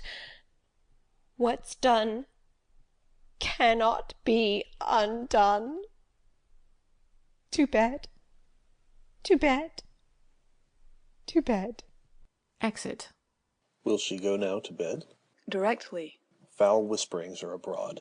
Unnatural deeds do breed unnatural troubles. Infected minds to their deaf pillows will discharge their secrets. More needs she the divine than the physician. God, God, forgive us all. Look after her. Remove from her the means of all annoyance, and still keep eyes upon her. So good night. My mind she has mated, and amazed my sight. I think, but dare not speak. Good night, good doctor. Exeunt. Act 5, Scene 2. The country near Dunsinane. Drum and colours. Enter Menteith, Caithness, Agnes, Lennox, and soldiers. The English power is near, led on by Malcolm, his uncle Seward, and the good Macduff. Revengers burn in them, for their dear causes would to the bleeding and grim alarm excite the mortified mon. Near Burnham Wood. Shall we well meet them? That way are they coming. Who knows if Donalbain be with his brother? For certain, sir, he is not. I have a file of all the gentry. There is a Seward's son, and many unrough youths that even now protest their first of manhood. What does the tyrant? Great Dunsinane he strongly fortifies. Some say he's mad, others, that lesser hate him, do call it valiant fury. But for certain he cannot buckle his distempered cause within the belt of rule. Now does he feel his secret murders sticking on his hands. Now minutely revolts upbraid his faith breach. Those he commands move only in command, nothing in love. Now does he feel his title hang loose about him like a giant's robe upon a dwarfish thief. Who then shall blame his pestered senses to recoil and start, when all that is within him does condemn itself for being there? Well, march we on, to give obedience where 'tis truly owed. Meet we the medicine of the sickly weal, and with him pour we in our country's purge, each drop of us. Or so much as it needs, to do the sovereign flower, and drown the weeds, make we our match towards Birnam. Exeunt, marching. Act 5, Scene 3. Dunsinane, a room in the castle. Enter Macbeth, Doctor, and attendants. Bring me no more reports. Let them fly all. Till Burnham Wood remove to Dunsinane, I cannot taint with fear. What's the boy Malcolm? Was he not born of woman? The spirits that know all mortal consequences have pronounced me thus. Fear not, Macbeth. No man that's born of woman shall e'er have power upon thee. Then fly, false thanes, and mingle with the English epicures. The mind I sway by, and the heart I bear, shall never sag with doubt, nor shake with fear. Enter a servant. The devil damn thee black, thou cream-faced loon! Where gottest thou that goose look? There is 10,000... Geese, villain! Soldiers, sir. Go prick thy face, and overread thy fear, thou lily-livered boy. What soldiers, Patch? Death of my soul! Those linen cheeks of thine are counsellors to fear. What soldiers, Wayface? The English force, so please you. Take thy face hence. Exit servant. Satan, I am sick at heart. When I behold... Satan, I say! This push will cheer me ever, or disseat me now. I have lived long enough. My way of life has fallen into the sere, the yellow leaf, and that which should accompany old age, as honor, love, obedience, troops of friends, I must not look to have. But in their stead, curses, not loud but deep, mouth honor, breath, which the poor heart would fain deny, and dare not. Seaton! Enter Seaton. What is your gracious pleasure? What news more?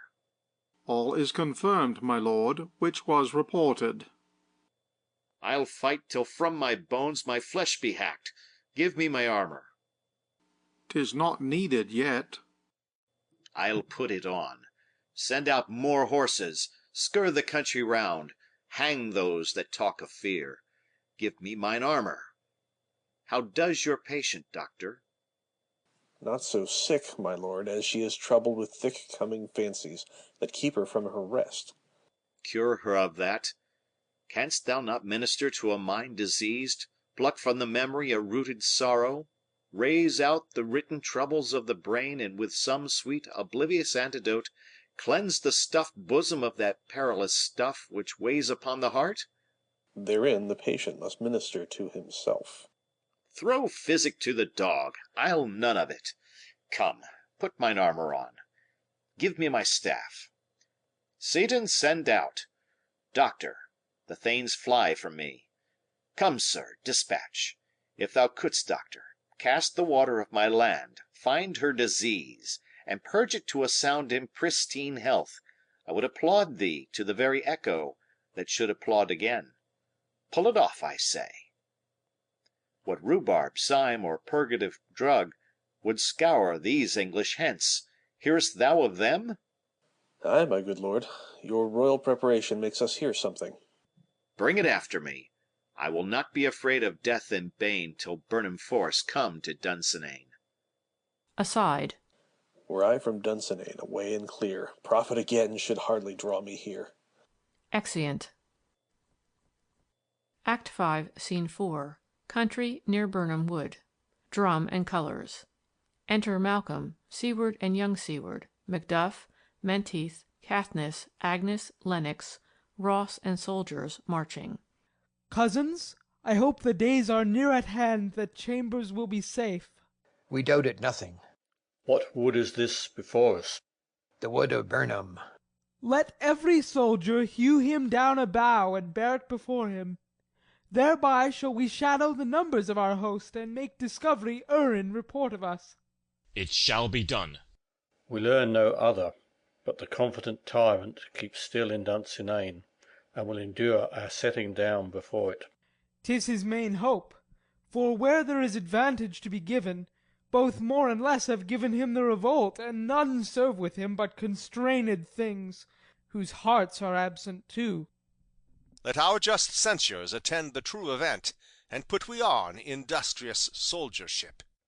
The time approaches that will with due decision make us know what we shall say we have and what we owe. Thoughts speculative their unsure hopes relate, but certain issue strokes must arbitrate, towards which advance the war. Exeunt. Marching. Act 5, Scene 5. Dunsinane, within the castle. Enter Macbeth, Seaton and soldiers, with drum and colours. Hang out our banners on the outward walls. The cry is still, they come. Our castle strength will laugh a siege to scorn. Here let them lie till famine and the ague eat them up. Were they not forced with those that should be ours, we might have met them dareful, beard to beard, and beat them backward home. A cry of women within. What is that noise? It is the cry of women, my good lord. Exit. I have almost forgot the taste of fears. The time has been, my senses would have cooled to hear a night shriek, and my fell of hair would at a dismal treatise rouse and stir as life were in it. I have supped full with horrors, direness familiar to my slaughterous thoughts cannot once start me. Re-enter Seaton. Wherefore was that cry? The queen, my lord, is dead. She should have died hereafter. There would have been a time for such a word. Tomorrow and tomorrow and tomorrow creeps in this petty pace from day to day to the last syllable of recorded time, and all our yesterdays have lighted fools the way to dusty death. Out, out, brief candle! Life's but a walking shadow, a poor player that struts and frets his hour upon the stage, and then is heard no more. It is a tale told by an idiot, full of sound and fury, signifying nothing. Enter a messenger. Thou comest to use thy tongue, thy story quickly. Gracious my lord, I should report that which I say I saw, but know not how to do it. Well, say, sir. As I did stand my watch upon the hill, I looked toward Burnham, and anon, methought, the wood began to move. Liar and slave! Let me endure your wrath, if it be not so. Within this 3 mile, may you see it coming. I say a moving grove. If thou speakest false, upon the next tree shalt thou hang alive, till famine cling thee. If thy speech be sooth, I care not if thou dost for me as much. I pull in resolution, and begin to doubt the equivocation of the fiend that lies like truth. Fear not, till Burnham Wood do come to Dunsinane. And now a wood comes toward Dunsinane. Arm, Arm and out! If this which he avouches does appear, there is no flying hence nor tarrying here. I 'gin to be a-weary of the sun, and wish the estate of the world were now undone. Ring the alarm bell! Blow, wind! Come, rack! At least we'll die with harness on our back. Exeunt. Act v, Scene 6. Dunsinane, before the castle. Drum and colours. Enter Malcolm, Seward, Macduff, and their army with boughs. Now near enough, your leafy screens throw down, and show like those you are. You, worthy uncle, shall with my cousin, your right noble son, lead our first battle. Worthy Macduff and we shall take upon's what else remains to do, according to our order. Fare you well. Do we but find the tyrant's power tonight, let us be beaten if we cannot fight. Make all our trumpets speak. Give them all breath, those clamorous harbingers of blood and death. Exeunt. Act v, Scene 7. Another part of the field. Alarms. Enter Macbeth. They have tied me to a stake. I cannot fly, but bear-like I must fight the course. What's he that was not born of woman? Such a one am I to fear, or none? Enter young Seward. What is thy name? Thou'lt be afraid to hear it. No, though thou call'st thyself a hotter name than any is in hell. My name's Macbeth. The devil himself could not pronounce a title more hateful to mine ear. No, nor more fearful. Thou liest, abhorred tyrant. With my sword I'll prove the lie thou speak'st. They fight, and young Seward is slain. Thou wast born of woman, but swords I smile at, weapons laugh to scorn, brandished by man that's of a woman born. Exit. Alarms. Enter Macduff. That way the noise is. Tyrant, show thy face. If thou beest slain, and with no stroke of mine, my wife and children's ghosts will haunt me still.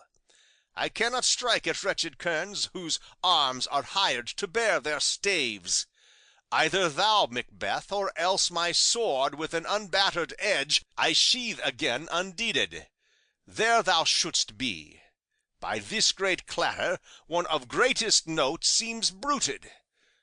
Let me find him, Fortune, and more I beg not. Exit. Alarms. Enter Malcolm and Seward. This way, my lord. The castle's gently rendered. The tyrant's people on both sides do fight. The noble thanes do bravely in the war. The day almost itself professes yours, and little is to do. We have met with foes that strike beside us. Enter, sir, the castle. Exeunt. Alarms. Act v, Scene 8. Another part of the field. Enter Macbeth. Why should I play the Roman fool, and die on mine own sword? Whilst I see lives, the gashes do better upon them. Enter Macduff. Turn, hellhound, turn. Of all men else I have avoided thee, but get thee back. My soul is too much charged with blood of thine already. I have no words. My voice is in my sword. Thou bloodier villain than terms can give thee, out! They fight. Thou losest labour. As easy mayest thou the entrenched air with thy keen sword impress as make me bleed. Let fall thy blade on vulnerable crests. I bear a charmed life, which must not yield to one of woman born. Despair thy charm, and let the angel whom thou still hast served tell thee, Macduff was from his mother's womb untimely ripped. Accursed be that tongue that tells me so, for it hath cowed my better part of man. And be these juggling fiends no more believed, that patter with us in a double sense, that keep the word of promise to our ear, and break it to our hope. I'll not fight with thee. Then yield thee, coward, and live to be the show and gaze of the time. We'll have thee, as our rarer monsters are, painted on a pole, and under it. Here may you see the tyrant. I will not yield, to kiss the ground before young Malcolm's feet, and to be baited with the rabble's curse. Though Birnam wood be come to Dunsinane, and thou opposed, being of no woman born, yet I will try the last. Before my body I throw my warlike shield. Lay on, Macduff, and damned be him that first cries, Hold, enough! Exeunt fighting. Alarms. Retreat.